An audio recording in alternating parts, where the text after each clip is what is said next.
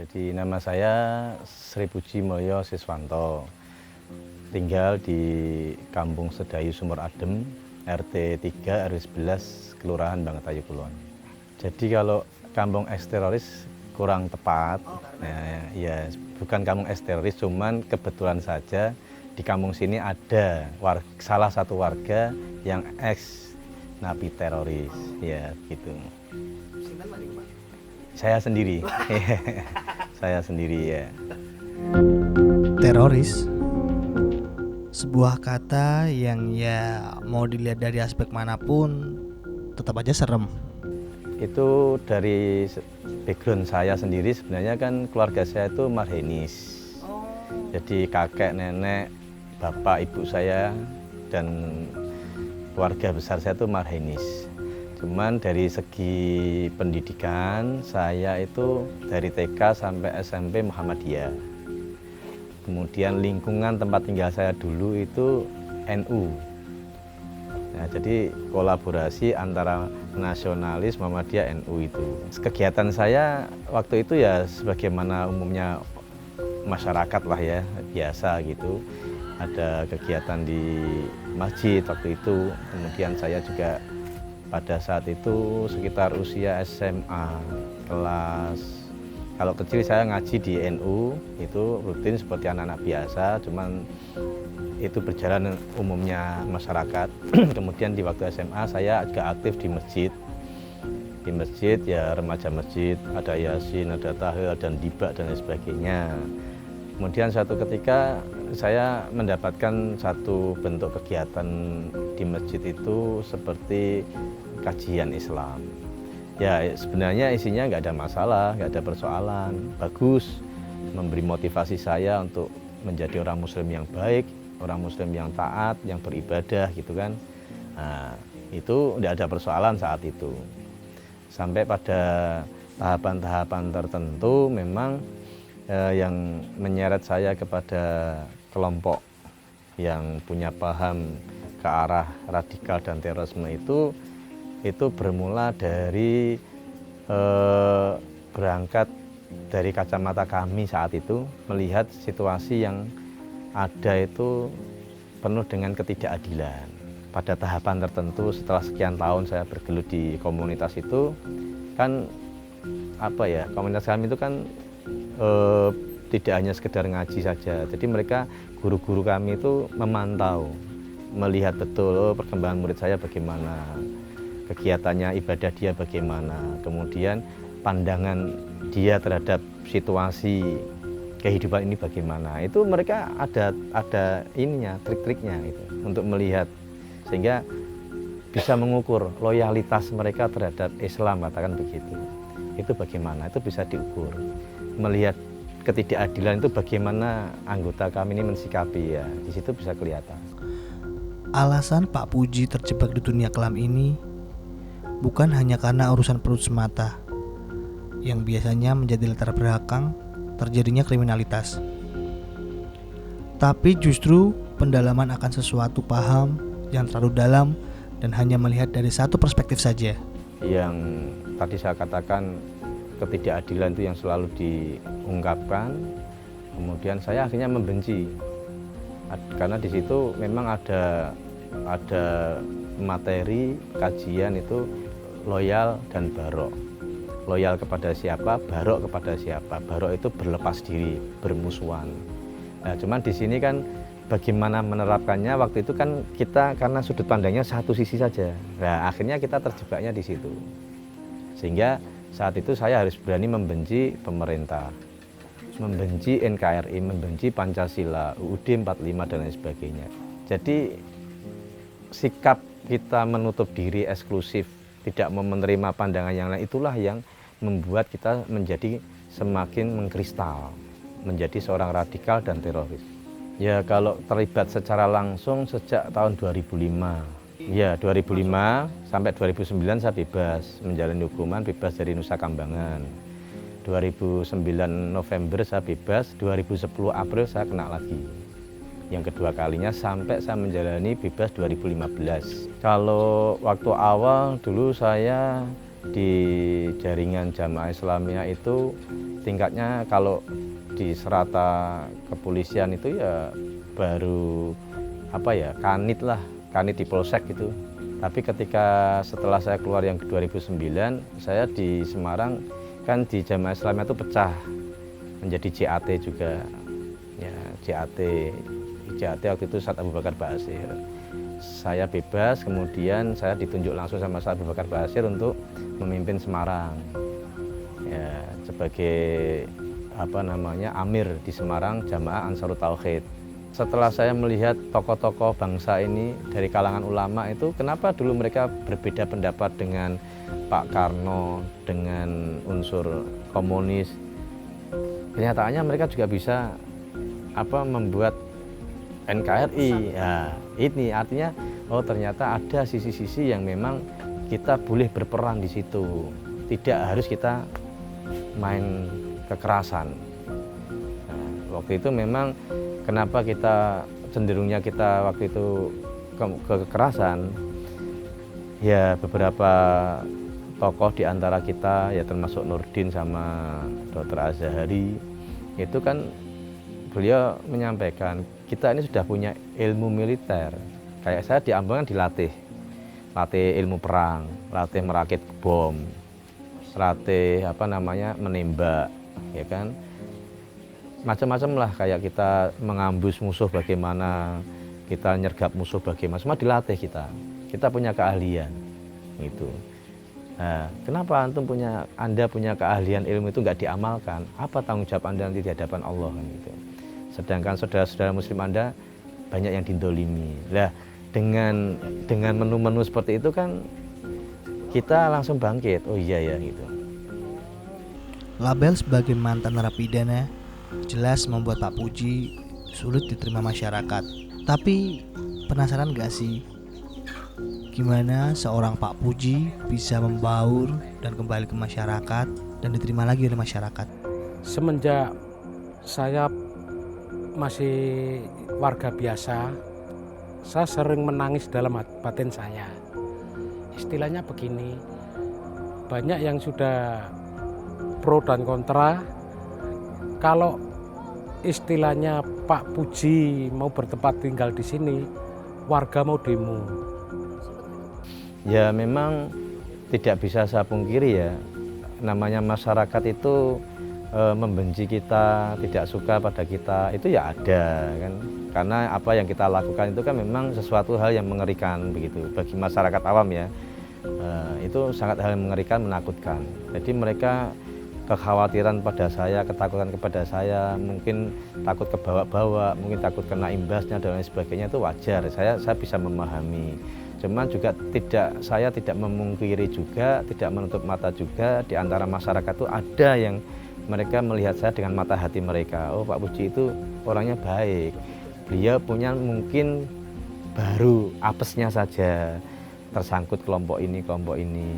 Ya salah satu di antaranya Pak RT ini. Terus saya berpikir, setelah saya ada pemilihan RT, ternyata nggak disangka-sangka saya terpilih dijadikan RT. Begitu saya dipilih, malamnya saya berpikir keras. Ini beliaunya harus saya rangkul. Pak RT ini dulu itu sebelum saya kenal beliau sendiri yang cerita sama saya. Setelah saya waktu itu menjalani hukuman itu, Pak RT itu gaweannya mabuk. Iya, betul itu, mabuk gini-gini ya. Kalau beliau mengatakan zaman jahiliyah begitu. Ya. Nah, seperti itulah ya. Nah, tapi saya herannya, justru saya ketika saya keluar itu dan beliau dijadikan RT itu kok beliau malah ngerangkul saya. Nah, masalahnya beliaunya dulu tertutup sekali. Ya tertutup sekali dalam arti apa? Tetangga kanan kiri sudah menyemooh, sudah ketakutan sendiri. Warga-warga lain juga ketakutan sendiri. Prasangka yang tidak-tidak. Ya. Otomatis beliaunya mau keluar juga beban, perasaannya beban. Gue kayak gini kan gitu. Dengan kejadian itu saya bertekad bulat.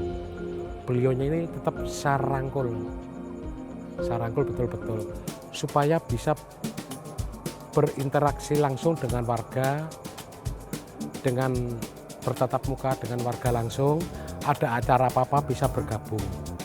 Dengan adanya beliau tak angkat menjadi takmir, saya kelon nuwun dulu sama beliaunya, tak datangi rumahnya, saya mohon sangat minta tolong, beliau mau tak angkat menjadi takmir. Ya, ketika Pak RT yang sekarang ini malam ini dipilih, besok itu beliau ke rumah saya. Rumah saya minta, Pak Puji, saya minta dibantu yang ngurusi musola. Gitu. Saya bilang, Pak, nyun sewu, saya tuh seneng-seneng aja dilibatkan. Cuman kan persoalannya dulu saya diwanti-wanti sama Pak A ini untuk nanti kalau ada kegiatan ini Pak Puji biar ya A, yang B yang nggak maju, Pak Puji ikut saja. Gitu. Oh itu kan dulu Pak, sekarang pemerintahan saya yang berhak. Ya itu. Ternyata beliau punya tips merangkul saya. Merangkul saya, ya ibarat wong Jawa ngewongke saya. Ketika wong diwongke itu otomatis dia akan berpikir, aku diberi kepercayaan. Saya harus bagaimana bisa menjaga kepercayaan ini kan itu. Satu. Yang kedua juga saya sendiri kan sudah banyak berdiskusi, berdialog. Ternyata cara-cara yang saya pakai ini ternyata banyak merugikan. Lah nek iki musolae takmire teroris. Lah engko jemaah dadi opo? Ya RT ini nembe diangkat dadi RT kok wis paling ngangkat mantan teroris dadi takmir. Saiki nek takmire mantan teroris, RT ini mantan pengamen. Dadi ini kampung iki dadine opo? Banyak merugikan, terutama otomatis keluarga saya sendiri, istri dan anak saya. Sehingga dengan kesempatan ini kemudian saya banyak berdiskusi sama beliau, ya jalannya nggak mulus. Ada saja orang yang ngomong macam-macam dan sebagainya, tapi ya beliau memberi motivasi saya, yang penting kita jawab dengan perbuatan, tidak perlu kita ngomong. Oh gitu, siap. Ya akhirnya alhamdulillah dengan berbagai interaksi saya, terutama juga alhamdulillah hadirnya Pak Arnas ke sini itu, ya saya juga kurang tahu beliau dapat informasi dari siapa, tahu-tahu ngebel, Pak Puji sampaikan ke Pak RT, saya mau sowan ke sini Pak Arnas. Oh alhamdulillah beliau hadir ke sini, diskusi sama kita coba sampaikan kegiatan-kegiatan kita di sini. Pak Arnas mendukung gitu. Nah yang orang seperti ini yang saya inginkan. Iya betul. Konteksnya menurut saya kita harus tahu bahwa apapun jenis pekerjaan kita, apapun jenis masa lalu yang pernah dialami, ada kesempatan bagi kita untuk mau merubah nasibnya, merubah kesalahan-kesalahan yang pernah diperbuat, apapun ya, terus tidak hanya masalah napiter. Dan sebenarnya kalau Basnas ini konteksnya tidak hanya masalah napiter saja yang menjadi objek dalam kegiatan itu. Banyak sebenarnya teman-teman yang selama ini memang masa lalunya kurang baik, itu bagaimana kita bina. Kondisinya adalah sebenarnya semua adalah masalah ekonomi. Resultnya itu intinya masalah ekonomi. Orang mudah berbuat jahat, orang mudah dipengaruhi sesuatu hal yang tidak baik, itu kan semuanya salah satu faktornya adalah masalah ekonomi, masalah perut. Nah, saya melihat kalau masalah ex napiter itu mungkin salah satunya seperti itu. Tidak ada sebuah kesempatan, salah satunya nih ya, salah satu indikator itu ada kesempatan mereka dalam hal masalah pemberdayaan ekonomi untuk meningkatkan kebutuhan ekonomi di keluarganya. Sehingga bukan menjadi sebuah hal yang luar biasa, bukan menjadi sebuah hal yang besar kalau akhirnya Basnas ikut membantu bagaimana memberdayakan ekonomi bagi teman-teman ex napiter. Kuncinya seperti itu. Artinya apa ya? Betul-betul hadir itu loh. Hadir tidak hanya sekedar ngomong tok, tapi betul hadir. Ya ini nyun sewu ya, ini nyatanya ya kita dibantu laundry ini.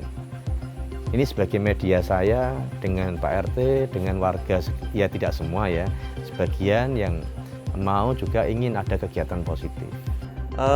Kebutuhan-kebutuhan masalah teman-teman ex-napiter ini kan sebenarnya program kita ini namanya program pentasyarufan produktif. Pentasyarufan produktif. Pentasyarufan itu penyaluran. Kalau dari sisi Basnas begini, ada namanya program pentasyarufan yang bersifat konsumtif dan produktif. Kalau konsumtif itu misalnya kita bantu sembako, ada orang lagi perlu apa, kita kasih uang, tapi kan itu tidak menyelesaikan masalah.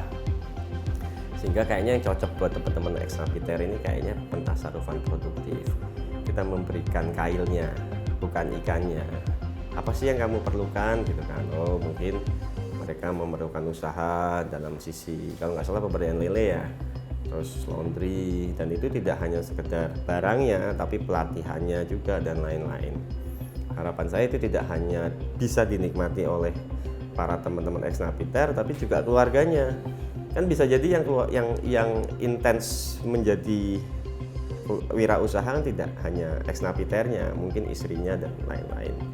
Kebetulan dari beliaunya Bapak Arnas, saya sangat terima kasih sekali. Royo-royo mau datang ke sini sampai 2 kali, Mas, untuk Pak Arnas datang ke sini untuk membantu laundry supaya ibu-ibunya juga ada kegiatan. Itu sangat mendukung sekali dengan adanya beliau. Kesini saya coba untuk membangun di rumah jualan sedikit-sedikit sama laundry ini juga baru percobaan lah, membangun usaha lah. Alhamdulillah sudah jalan, meskipun belum banyak langganan tapi sudah jalan. Dari pertama merubah nasib mereka, memberikan sebuah kail, harapannya mereka juga bisa menceritakan kepada teman-teman semua yang ex-napiter bahwa NKRI itu harus tetap dijaga, bahwa apa yang mereka lakukan selama ini terhadap kecenderungan radikalisme bisa mulai dikikis oleh mereka. Alhamdulillah dengan bekerja keras dengan beliaunya, dengan mewujudkan dengan perilaku itu tadi, mewujudkan perilaku yang berguna bagi warga-warga, bagi masyarakat, sifatnya yang berguna. Ya, sewaktu contoh berguna bagi warga seperti kita membentuk pokdakar yang berbentuk kolam lele. Jadi pada waktu kita diuji ya, pada waktu kita diuji dikai bibit tanpa ada pendidikan caranya gimana, moro dikai bibit di biuke ngono tok ya ta. Wis ora peduli udara, ora peduli apa, saya awasi dengan Pak Puji. Ya, tapi bagi saya itu nggak masalah. Karena apa? Karena demi kemajuan organisasi. Tapi kita sewaktu-waktu kita siap kalau mereka ternyata suatu saat, wah Pak ini ternyata antusiasmenya tinggi nih, kita butuh alat-alat perlengkapan produksi A, B, C, D misalnya, kita siap, gak ada masalah. Terus sedangkan saya ketua Kadin juga, kita juga gak ada masalah kalau mereka juga misalnya menginginkan, Pak saya perlu pendampingan dari sisi kewirausahaan nih bagi teman-teman, dari teman-teman Kadin, kita nggak ada masalah. Intinya kita siap memberikan yang terbaik buat teman-teman ex-napiter gitu kan, agar mereka bisa lebih berkembang, lebih diberdayakan ekonominya. Saya sih begini Mas Doni, saya tuh melihat mereka itu bukan sebagai objek gitu. Maksudnya ya saya melihat mereka ya seperti orang-orang yang selama ini dibantu Basnas gitu kan.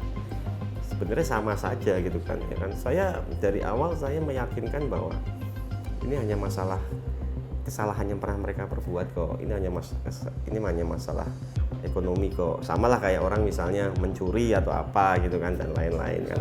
Ya kan, Allah aja memaafkan kan. Nah, masa kita nggak memaafkan. Jadi kita melihatnya bukan sebagai objek yang besar, tapi memang orang sama saudara kita yang memang harus patut kita bantu. Ya. Siapa sangka seorang Pak Puji yang tadinya adalah orang yang terjebak di dunia yang kelam, sekarang malah aktif bermasyarakat dan menggiatkan beberapa kegiatan di Kampung Sedayu.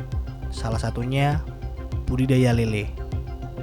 Pertama bibit itu berapa ya? Kita dicoba itu sekitar 1000 atau berapa gitu. Terus beralih ke vlog itu yang buntir-buntir itu loh, kolam buntir-buntir itu loh, vlog itu loh. Ya, terus kita disuruh mencoba dengan cara itu apa sing aqua apa ki mbuh jenenge apa kuwi. Enggak mudeng aku. Tapi itu lele semua.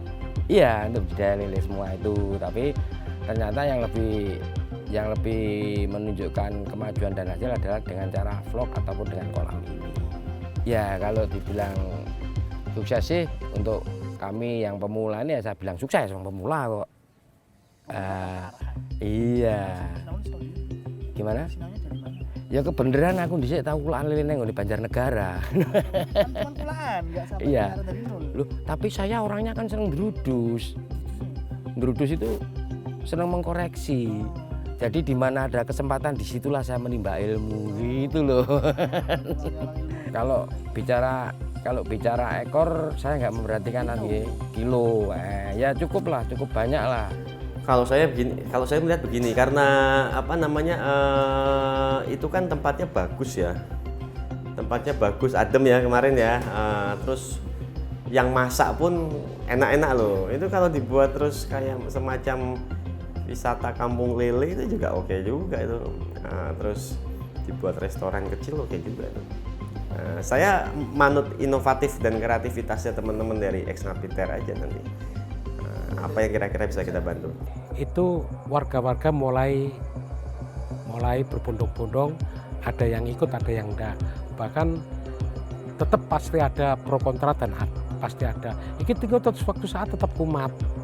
Tapi saya tetap bersikukuh, enggak bisa. Itu kata-kata dulu, kalau sekarang zaman sekarang sudah enggak. Toh dia sudah menyatakan menjadi warga yang baik NKRI. Manusia memang bisa melakukan kesalahan, tapi manusia juga bisa memperbaiki kesalahannya. Dan kita sebagai masyarakat sekitar dan sebagai manusia wajib untuk memberi kesempatan bagi mereka yang sudah melakukan kesalahan. Akan selalu ada hikmah yang diambil dari sebuah kesalahan untuk dijadikan pembelajaran ke depannya nanti. Berdasarkan pengalaman saya dan juga beberapa kawan saya, memang saya ingin menyampaikan pesan kepada generasi muda terutama milenial ini agar mereka lebih bisa membuka diri ya, lebih bisa membuka pintu dialog ya dengan berbagai persoalan terutama yang terkait dengan masalah-masalah yang ada hubungannya dengan agama dan nilai-nilai kemanusiaan ya. Tapi ketika kita mau membuka diri berdialog dengan berbagai sumber, berbagai pihak, itu akan bisa meminimalisir paham-paham intoleransi radikal dan terorisme.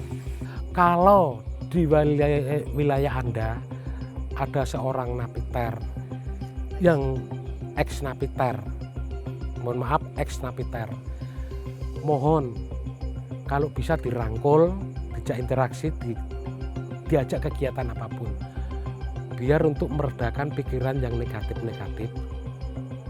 Beliaunya toh juga manusia kan, semua manusia kan pengen baik, nggak pengen jelek semua. Yaitu tadi semoga dengan keberadaan beliau-beliau yang ex-napiter di wilayah manapun, kalau bisa jangan dijauhi, mari kita rangkul, mari kita dekati supaya menjadi NKRI lebih kuat. Ya harapannya bahwa teman-teman Ex Napiter juga yang pernah mengalami masalah itu juga tidak perlu harus minder gitu kan. Kita sebenarnya semua masyarakat ya menerima kok gitu kan,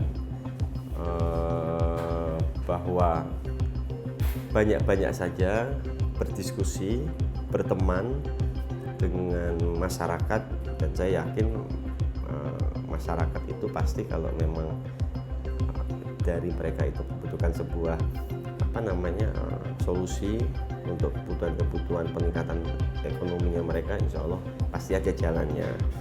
Dan kedua, mengajak Pak Puji agar mau mengajak teman-temannya untuk kembali ke pangkuan NKRI, mencintai negara kita, negara Indonesia, khususnya ikut membangun kotanya, kota Semarang. Kami siap mendukung program-program pemerintah NKRI harga mati.